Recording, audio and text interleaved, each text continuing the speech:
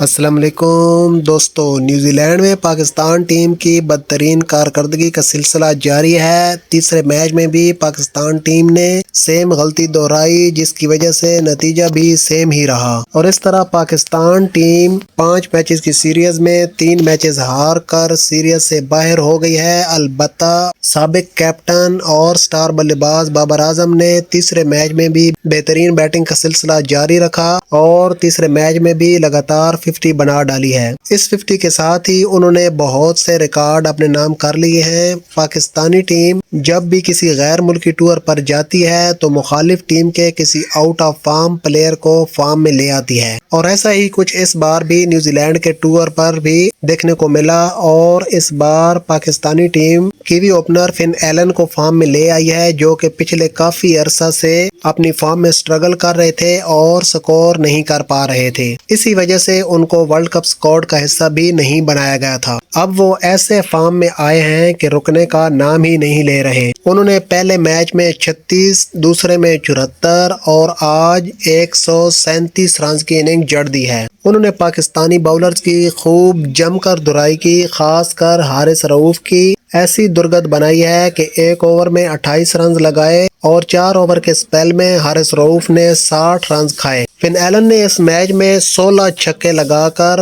افغانستان کے حضرت اللہ زرزئی کا ایک میچ میں 16 چھکے لگانے کا ریکارڈ بھی برابر کر دیا ہے۔ بابر اعظم نے اس میچ میں لگاتار تیسری 50 بنائی ہے۔ اس طرح وہ انٹرنیشنل T20 میں 2 بار لگاتار 3 50 بنانے والے پہلے پاکستانی کھلاڑی بن گئے ہیں، اور نمبر 3 پر بیٹنگ کرتے ہوئے بابر اعظم کی یہ لگاتار 6ٹھی 50 ہے۔ اس طرح یہ بھی ایک ریکارڈ ہے۔ تو اس طرح پاکستان ٹیم 3 کے 3 میچ ہار کر سیریز سے باہر ہو گئی ہے، اور شاہین شاہ آفریدی کی کپتانی بھی پوری طرح فلاپ ہو گئی ہے۔ تینوں شاہین شاہ آفریدی اور پاکستان ٹیم مینجمنٹ نے تینوں میچز میں ایک ہی غلطی دہرائی ہے، اور تینوں میچز میں ٹاس جیت کر نیوزی لینڈ کو پہلے بیٹنگ کی دعوت دی، اور نیوزی لینڈ نے پاکستانی باؤلرز کی تینوں میچ میں خوب درکت بنائی، جس کے بعد پاکستانی بیٹسمینوں کے پاس میچ میں واپس آنے یا میچ جیتنے کے چانسز بالکل دم توڑ گئے، اور اس طرح پاکستان ٹیم کی ورلڈ کپ تیاریوں کے پول بھی کھل کر سامنے آ گئے ہیں۔ تو دوستو، یہ تھی آج کی ویڈیو۔ امید کرتا ہوں آپ کو پسند آئی ہوگی۔ اگر پسند آئی تو ویڈیو کو لائک، شیئر اور کامنٹ کریں۔ ملتے ہیں اگلی ویڈیو میں، تب تک کے لیے اللہ حافظ۔